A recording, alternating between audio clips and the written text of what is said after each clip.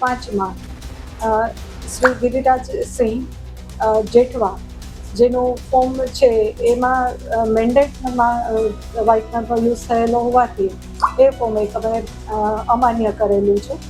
અને ward number 7માં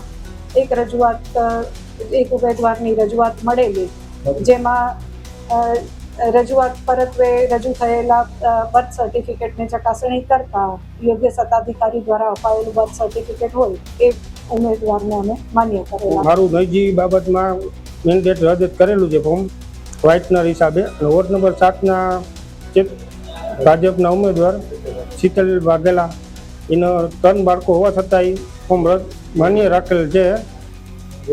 ભેદભાવ કોંગ્રેસના અમારી પાસે ખૂબ પુરાવા છે, પૂરેપૂરા તોય ભેદભાવ રાખેલ છે મારા ફોર્મમાં.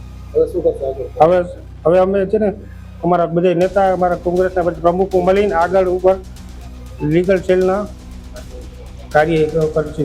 અમારી તમામ માહિતીથી અપડેટ રહેવા માટે જોડાયેલા રહો S9 ન્યૂઝ સાથે.